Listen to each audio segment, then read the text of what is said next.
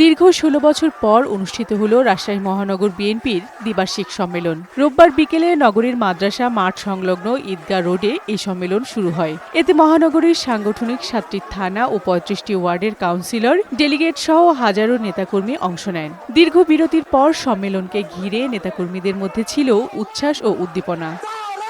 সম্মেলনে প্রধান অতিথি হিসেবে লন্ডন থেকে ভার্চুয়ালি যুক্ত হন বিএনপির ভারপ্রাপ্ত চেয়ারম্যান তারেক রহমান। এ সময় তিনি বলেন, দীর্ঘ আন্দোলন সংগ্রামের মধ্য দিয়ে দেশ থেকে স্বৈরাচার বিতাড়িত হয়েছে।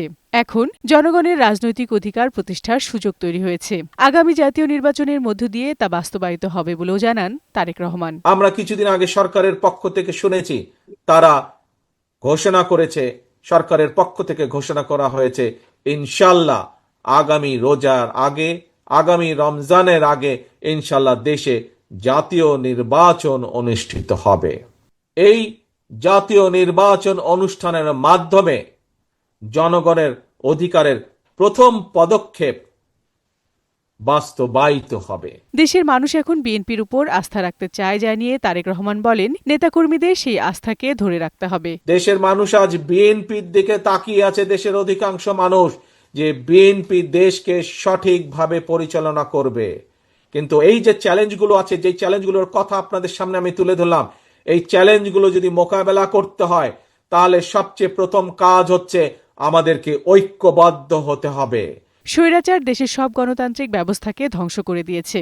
৩১ দফার আলোকেই দেশ পুনর্গঠনে সকলকে ঐক্যবদ্ধভাবে কাজ করার আহ্বান জানান তিনি। জনগণের বিশ্বাস অর্জন করার মাধ্যমে আমাদের এই ৩১ দফা বাস্তবায়ন করা। এই যে ৩১ দফার মধ্যে আপনাদের সামনে যে কিছুক্ষণ আগে কিছু চ্যালেঞ্জের কথা বললাম, বেকারদের কর্মসংস্থান, স্বাস্থ্য ব্যবস্থা, কৃষি ব্যবস্থা, শিল্পের উন্নয়ন, বিচার ব্যবস্থা, এই যে নদী খনন, খাল খনন, এই যে আপনাদের সামনে আমি চ্যালেঞ্জগুলোর কথা বললাম, এই চ্যালেঞ্জগুলো আমাদেরকে মোকাবেলা করতে হবে, তা না হলে দেশ পিছিয়ে যাবে। সব চ্যালেঞ্জ মোকাবিলা করে দেশকে সামনের দিকে এগিয়ে নেওয়া হবে বলেও জানান তারেক রহমান। বিউটি সমাদ্দার, বৈশাখী সংবাদ।